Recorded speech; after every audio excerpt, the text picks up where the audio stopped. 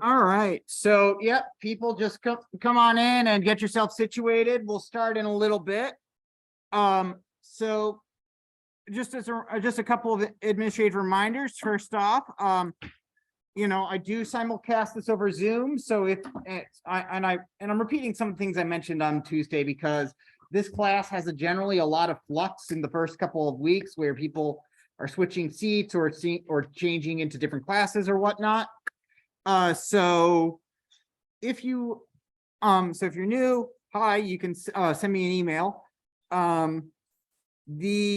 But anyway, if you are out for any particular reason, at all, and you can't make it, you feel free to join Zoom. I have it up primarily for people who are sick, but I don't really check. I'm also not allowed to say, oh, you can just simply attend lecture online, via Zoom, because this is an in-person class. You are supposed to take it in person. But as a safety feature, I do have it so that if you're sick, you can attend while you're sick. But I don't check this, I don't require a doctor note to confirm that you're sick. So if you're sick, you can stay home and watch over Zoom. Hope you understand. So anyway, so what we got over here today is that we're going to do some exercises in the textbook. Or rather, we're going to do our first exercise in the textbook. So if you've created an account, great. If you haven't yet, that's fine. Similarly, don't worry if you haven't installed Python yet. Sorry, you'll hear me sometimes say Java instead of Python because I also teach 2168 and that class is in Java. So I'm teaching two programming languages at the same time. So sometimes I misspeak. All right. So if you created your account, great. This doesn't require Python installed on your system or anything. So all you have to do is go to runestone.academy, which you can type. It's right over here. Well, it might be a bit hard to see. So let's go ahead and open up Notepad, and you can change the size with the mouse wheel and control scrolling now, which is great. So runestone.academy. That's the website, runestone.academy, right? So if you need to, you can get there.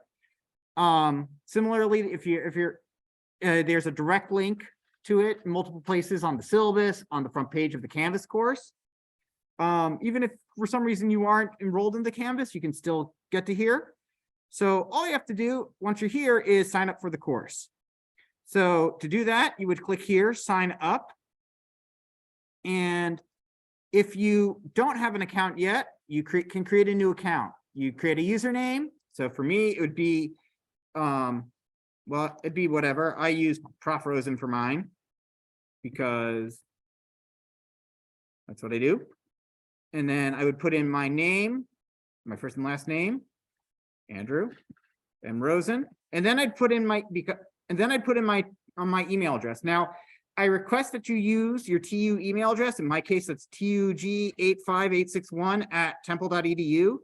Now, the reason for this is, again, I have a script that helps me match what happens. I have to download both the gradebook from Canvas and the gradebook from Runestone, and rather than manually matching everything one-to-one, which is a bit of a hassle because people drop the course, but that doesn't necessarily drop them from Runestone. Right, so it gets all the rows and mixed up with each other.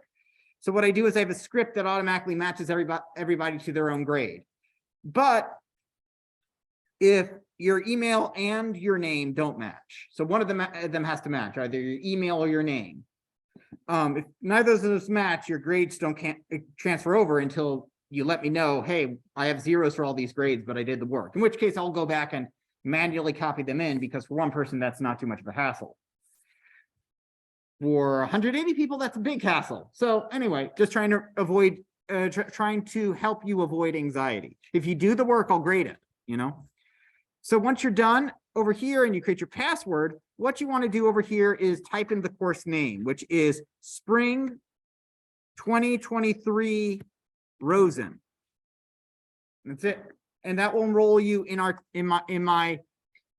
our course/textbook. Again, this is completely free. So once you've done that, you'll probably get to something like this page. So I can log in. Once you've created your thing, you'll be able to log in over here, hit login. Now, if you've already created an account but enrolled for the wrong course, you can go over here on this little person icon and hit change course, which will bring you to this course selection screen. It doesn't automatically bring you here. And you can always hit enroll in course to enroll in to bring you to the page that will let you type in spring 2023 Rosen.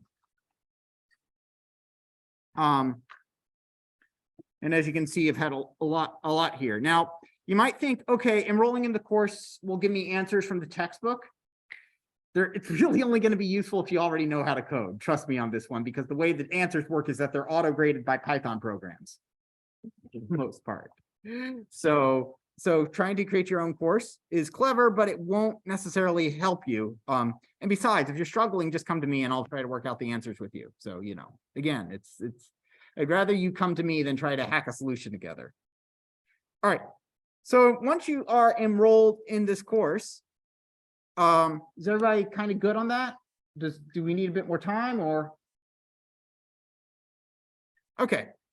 Once we're here in Runestone, I'm just going to go over a couple features before we get to stuff.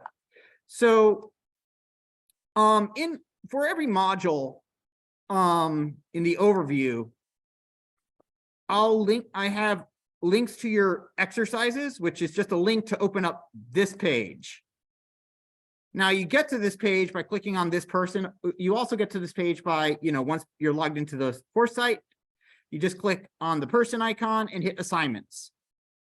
And it'll bring up the assignments with their due dates. Now, as a reminder, these due dates are soft due dates. I'm like, please, I recommend you have it done by this time, and if you don't have the textbook reading done today, that's okay, because again, these first couple of weeks are also, they are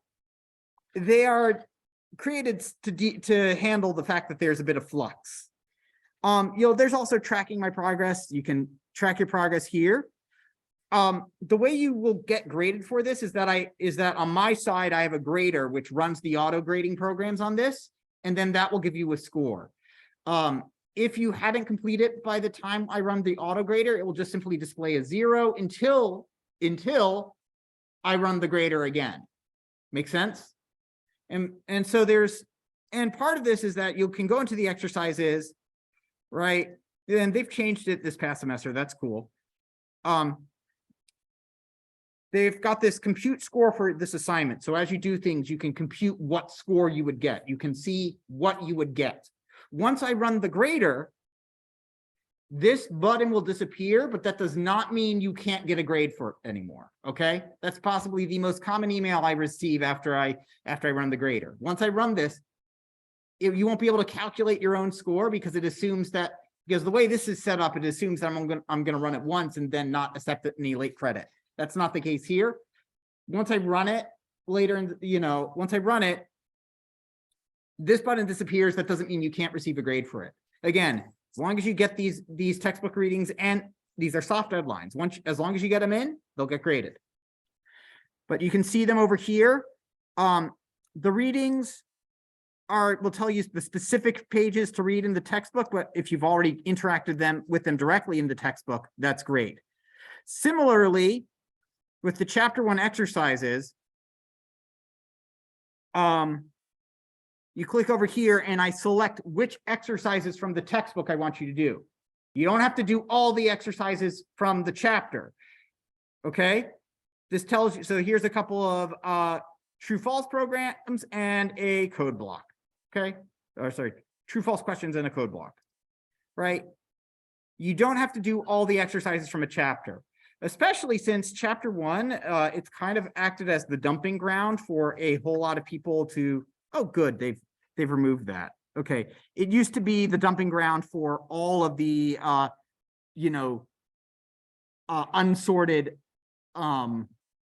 unsorted questions. So people would open it up and see like 100 questions and think they'd have to do 100 questions. No, so they fixed that up. That's good.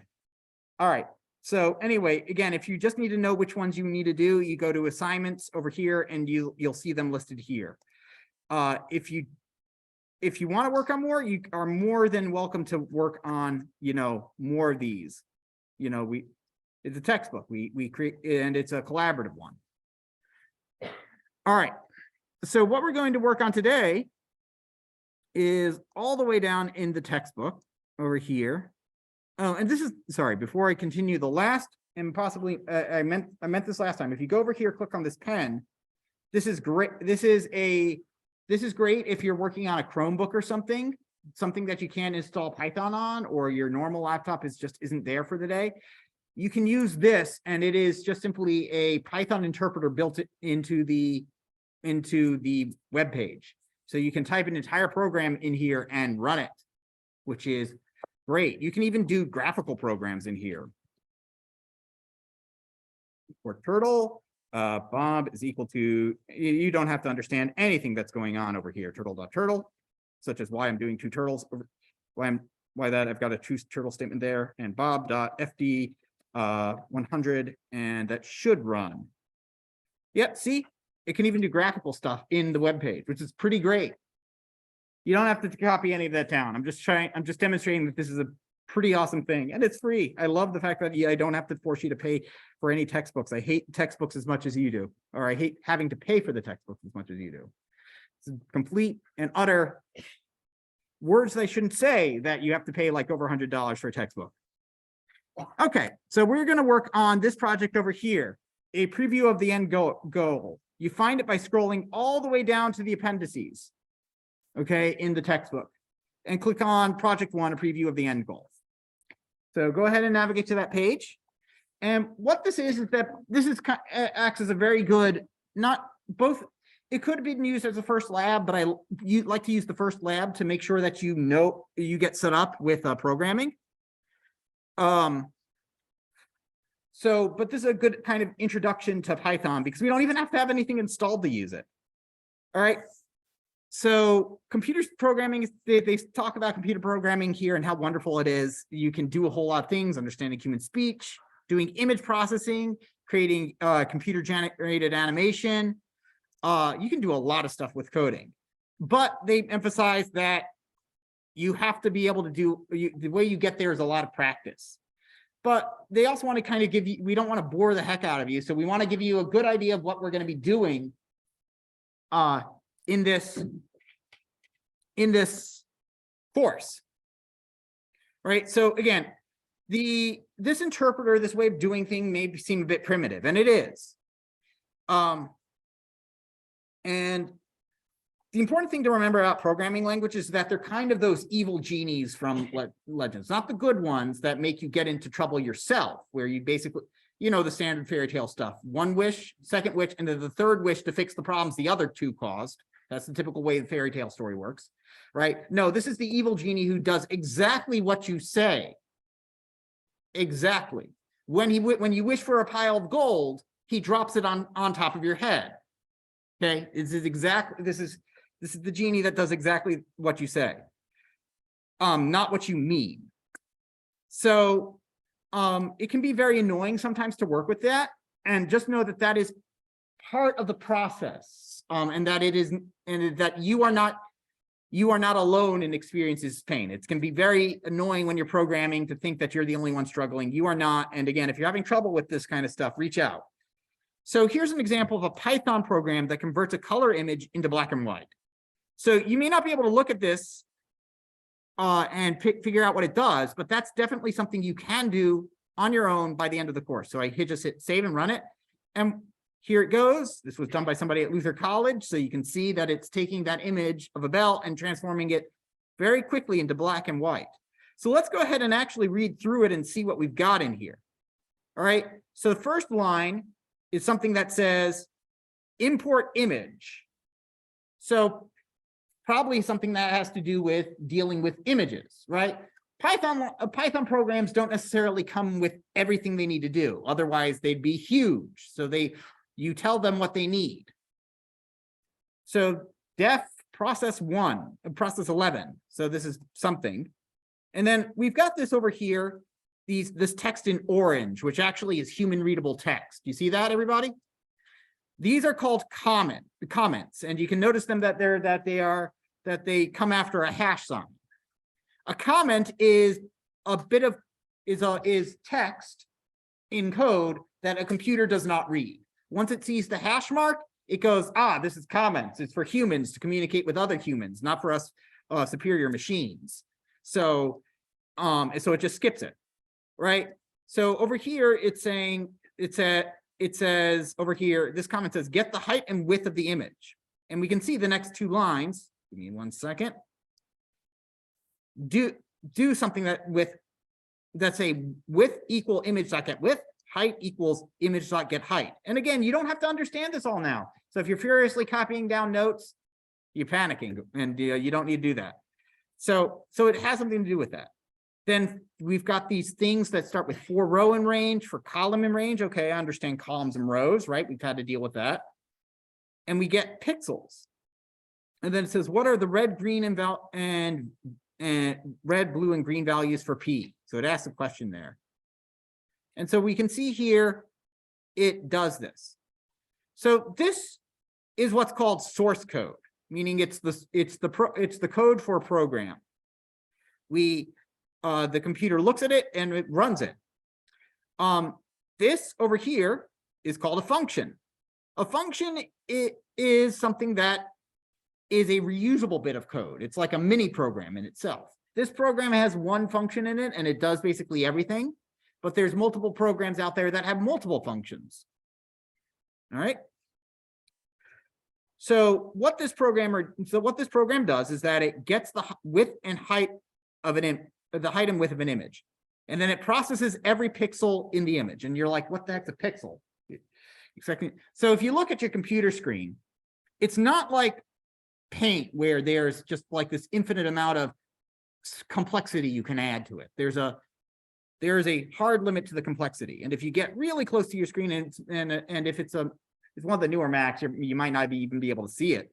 But if you get really close to your screen, you can see that your image is made up of tons and tons and tons of tiny little squares. Those are called pixels. Picture elements. These are the building blocks. This picture you're looking at is just made up of little tiny squares, and all of them are a certain color. Okay? So, and inside that pixel, so let's go ahead and actually go to one of my favorite websites, Wikipedia. Professor who loves Wikipedia, what? So, so if we look at a pixel really closely, each pixel is made up of 3 little lights.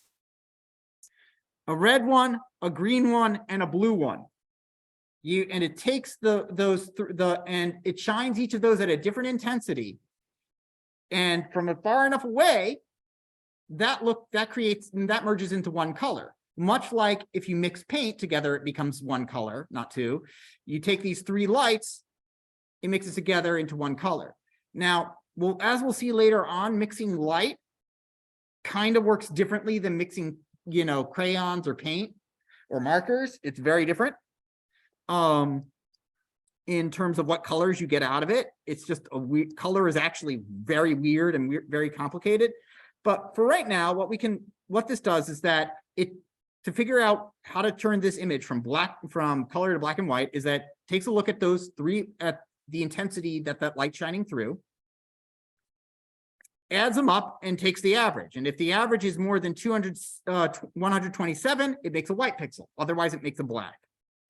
Why is that? Because it's asking if it's more than halfway between the intensity between full black and full white. Why is that 127.5? Because it's half of 255.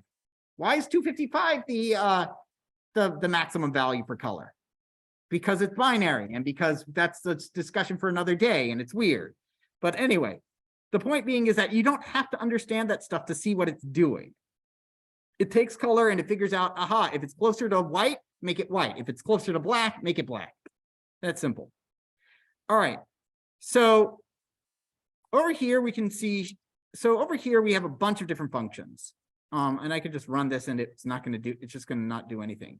And I've got 2 pictures over here. So I've got all these functions. In fact, I've got 10 of them, 10 functions. And I've got 2 pictures, yawning squirrel.jpg and Luther Bell pic.jpg. So what we're going to do in this class is experiment.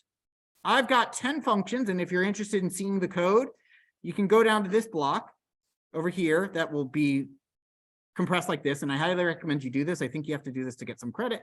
You hit show code, and you can look at the code in here. You can also hit save and run, but it's not, I think that's what you have to do to interact with it. I'm not sure. Anyway, but you can see how, and you can look at the source code if you're so inclined for these 10 functions that have been created. And what we want to do is figure out what each of these functions do. Well, how do we do this? Well, we have a third text block over here. Here's the seed text that can go into the activity window for them to modify. Yes. Oh, great. So we see here, original image is equal to image.image yawning squirrel.jpg. So it's going to do something with this first picture, the yawning squirrel picture. That's a lot of stuff over there. Again, I don't really, you're seeing, I'm saying you can extract away a lot of this. Final is equal to process 10 original. So let's run this. So it's running on the it's taking a bit because it's doing some computing. So this is our original picture, and let's see what we get. We get something that looks pretty demonic over here, to be honest. So process 10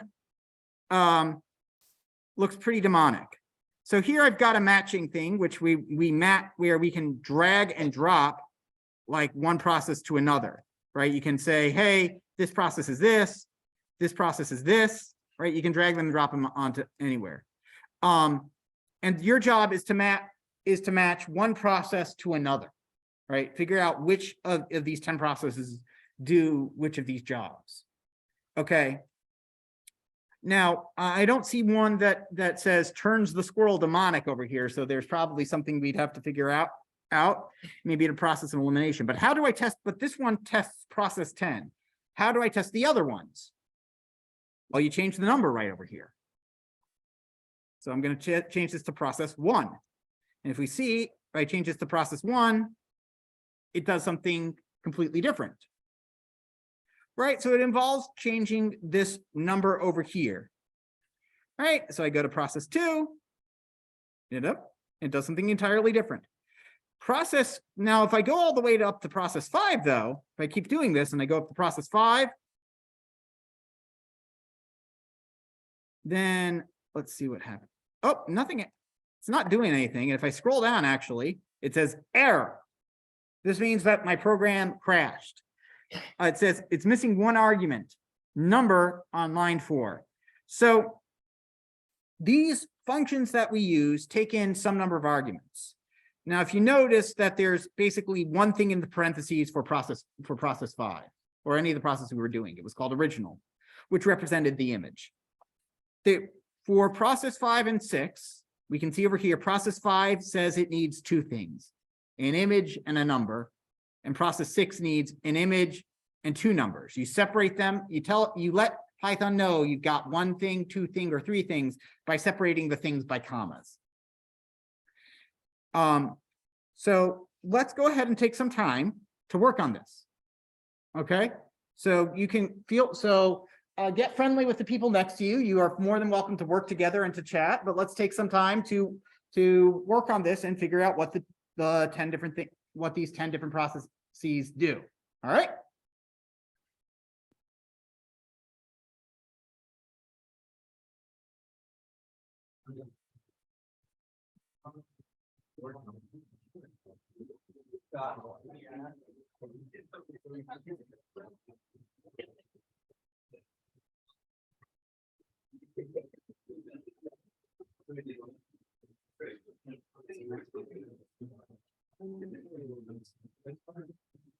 Thank you.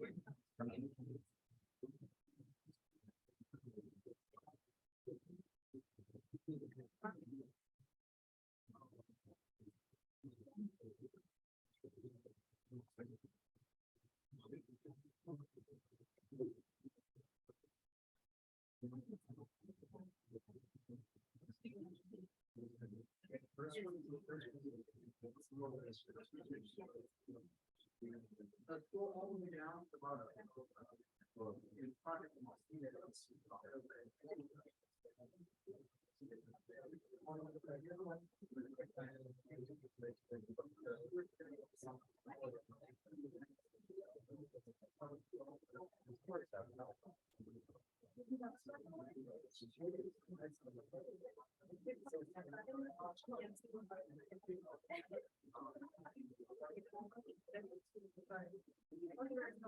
the way, the check me, as you can check, it's up to you, it's not a once and you're done, you can do it as many times as you want.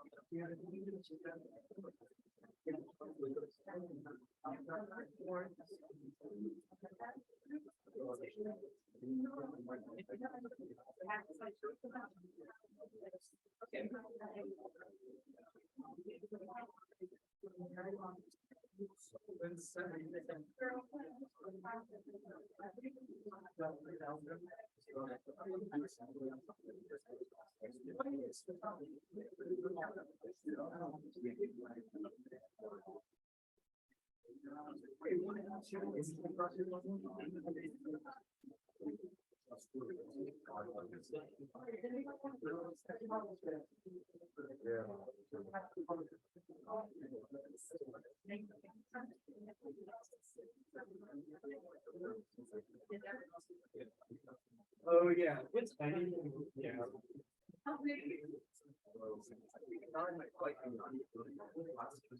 No, it's starting. I checked all.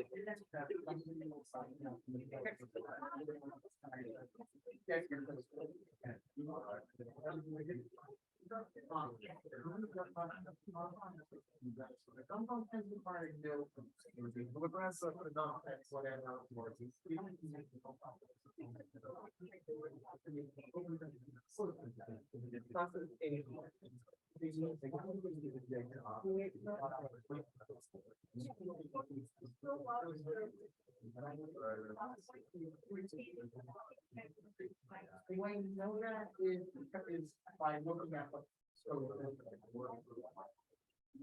You know, some people. Again, we have to.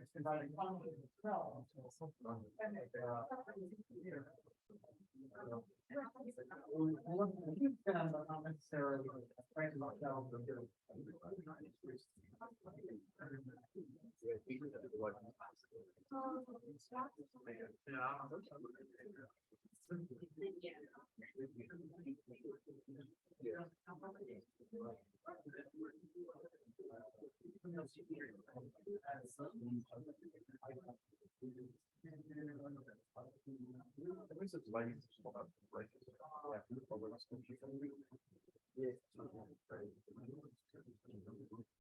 It's kind of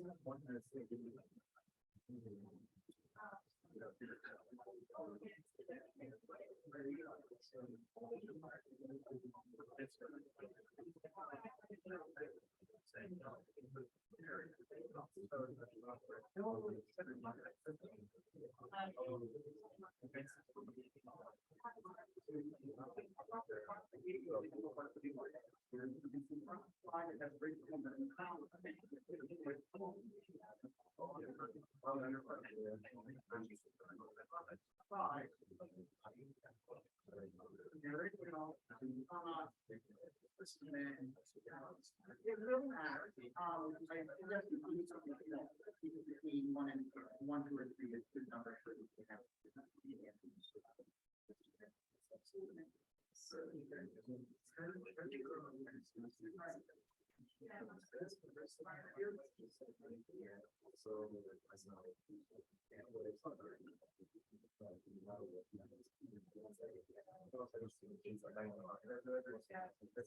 All right, so people I know I've gotten a start on this. If you haven't figured out how to do process 5 or process 6 yet, I've got an example of how to do process 5 up over here on the screen, where we have process where you can try, instead of doing process 4 original something, I have process 5 original comma 2, which produces this.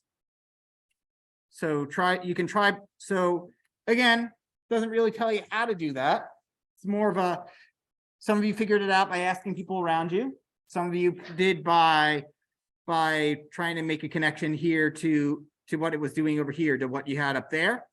And you know, this one's a bit of a tough, you know, that one's this is my only criticism of this first one, which is this having ones that take in multiple arguments. So anyway, just take a couple more minutes and then I'm going to come back to this. If you're already done, just, you know, chill. And some other people are still working on this.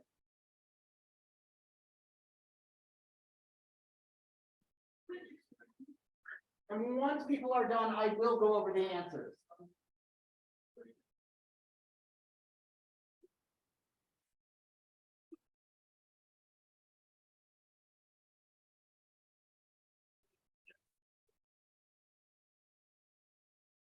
No,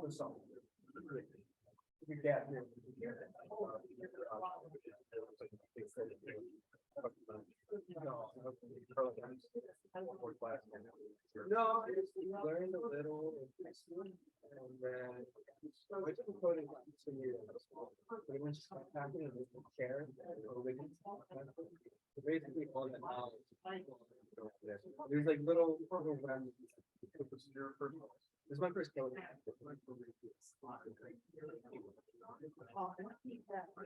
doing the first lab.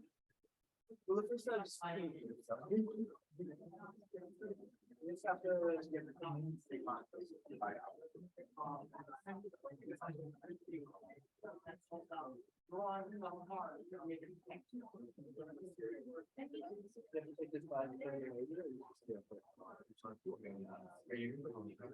no, I'm data analyst. For your class,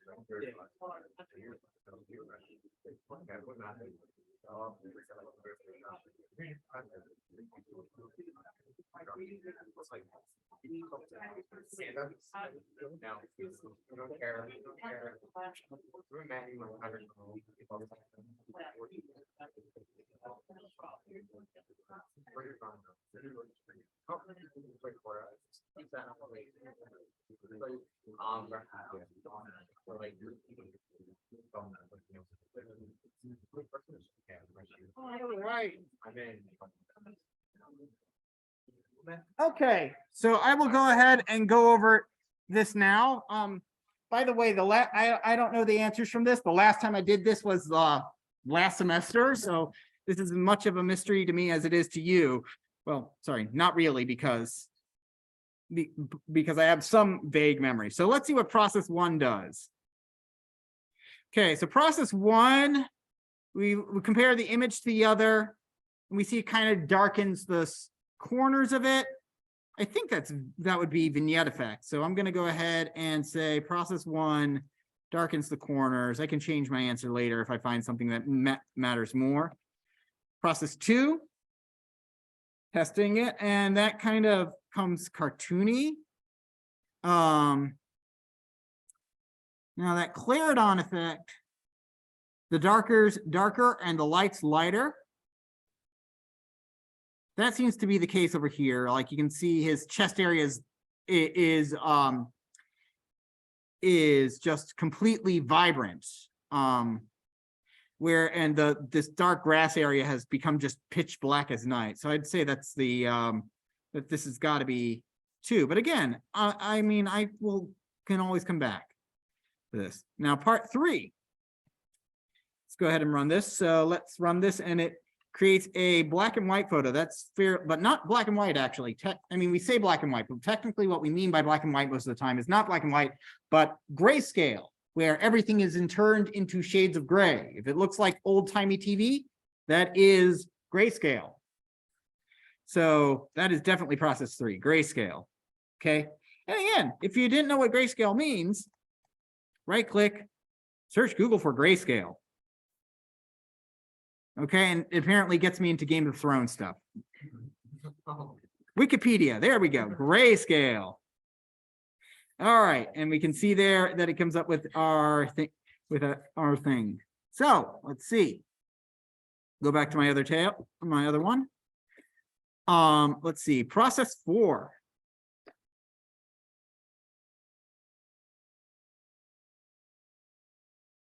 Okay, process four.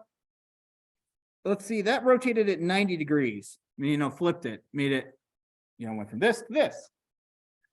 So process four is fairly straightforward there. Process five is what required a number to put in. So process five said a number. Now, if I put in a very large number, it could take a while. So let me just simply do that really quickly to kind of demonstrate a feature here. 100. So there's a feature. So when you're programming, you can occasionally create something called an infinite loop, where the program just where basically your program runs forever because you didn't put in a terminating condition. This is not an infinite loop. It will finish at some time, but it's taking a while. And we really don't have a way to tell.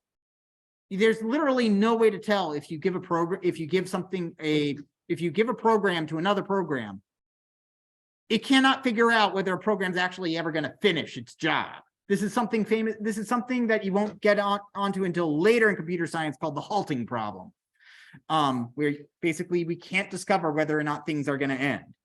So our best we can do is set a hard time limit and say, if it takes too long for this to end, then crash the program. Let's see, did it? Let's see. It should have had a minute timer on there, and it says I ran it about, there we go. Well, I don't know why, but hey, I'll change it. Maybe I just didn't hit it right. Okay, but anyway, there's a safety built into this browser. Yeah, I probably just didn't hit it. There's safety built into the, so the way the browser deals with that is that if it runs for more than 30 seconds, it will crash the program you are currently running. It will actually just halt it. It won't crash your web page. It shouldn't crash your web page, but will halt it. Your web browser may be locked up for those 30 seconds, but it's not like a permanent issue. Okay, so just be aware of that. Okay, so this one I put in 2 and it's turned upside down. I put in 1 and it's rotated 90 degrees. I put in 3 and it's a different kind of upside down. Yep, there we go. Different kind of sideways. So this one rotates it by multiples of 90 degrees. Right? If I put in 1, it rotated 90 degrees. If I put in 2, it flipped it upside down, did a 180. And we can kind of confirm this by doing 4, because 4, if you rotate something 4 times 90 times of 360, which means you get what you started with. In fact, that's probably what happened with me running it at 100 times. It just simply, I couldn't tell it had finished because I didn't get result. So here, it's rotating it a whole lot of times. So let's go on to problem 6, which takes in 2 numbers. So 2 numbers are, let's go ahead and do 2 and 2. Now, again, how are you supposed to know to do this? You don't. You straight up don't. That's okay. Again, this is all about experimenting. And if you find that you accidentally muck this up to beyond any recognition, like that, like I just did there, this bar over here is super helpful because it basically keeps a snapshot of every time you hit that run button. And that snapshot is not local to your computer, by the way. It's stored on Runestone, which is pretty cool, which means that it will save your work if you are going between a desktop and a laptop or whatever computer you're working on. Okay, so here we go. We've got the, so let's go ahead and do process 6, and I will do, let's do 1 and 2. And we see that the that it gets very, very tall. And then if I do maybe 3 and 1 instead as my 2 numbers, our squirrel gets to be nice and chunky. So let's see. So it enlarges it in the X and Y directions, right? Depending on what numbers I put in for those 2 numbers. So I just drag this over here. I'm having a bit of trouble dragging, of course, because I've got this all enlarged so that you can read it nice. If you ever, if you're in the back and you're having trouble reading, please let me know rather than suffering in silence, by the way. Okay. And that's, you're having trouble reading because it's too small. I should probably. So let's see, process 7. So we've got ghost squirrel now, I guess. Let's see. Lightens images, darkens images, converts image to high contrast, black and white only. Yeah, I'd say that. It definitely did kind of change it up so that it only turned it into black and white, and that's kind of the only thing that really matches there. So process 7 was, okay. Black and white only, high contrast. All right, process 8, save and run. And this is generally how our in-class exercises work, by the way, where we do something where I will introduce a problem. Maybe I'll do like the first part of it, or I'll give you some starter code, and then I tell you to work together. And then I'll bring you back either to finish the problem, or I'll finish the step for you so you can go and do the next step, right? So by the end of these in-class exercises, you will have a complete answer, because at the very least, I'm going to give you one. So this one, Leiden's image, definitely Leiden's image. Okay, and not the Claridon effect, because it's just lightening it up. It just turned up the brightness on the image. Okay. And 9. And I mean, if you put in a number that doesn't exist, like I just did, it's just going to crash and tell you that the process you called, the command you called, doesn't exist. So process 8 takes it in. That's probably going to be mixed. Let me get. Oh, that was our demonic one, right? No, I did 8. Process 9. Process 10 was the demonic one. So process 9, I bet is going to darken it. And yes, it did. Process 9 darkens it, and process 10 by process of elimination, got to be converts only to black, white, black, white, red, blue, and green high contrast. And we can see that when we run 10, that it converts it basically into the base colors. So again, I mean, again, and you're probably remembering from art that your primary colors are what? Red, yellow, blue, I think. In computer science, it's red, green, blue, or image when you're working with light. It's a weird, again, color is weird. There are different color models. It's just going to be something you have to wrap your head around, just like rows and columns represent like different things than X and Y, and they come in different orders, and it gets annoying. And some of you may not have thought of that before, and that's going to be painful. Anyway, so now for the next part. So here is what we can really, which is what is where we can see kind of this power that we can get, which is that we can combine various processes together. The output of what we do for one program, one function, can be passed into the other one. For example, we could just chain them together in one hideously complicated call that looks very scary when you're just starting out. Process 1 takes in process 4, which takes in my image.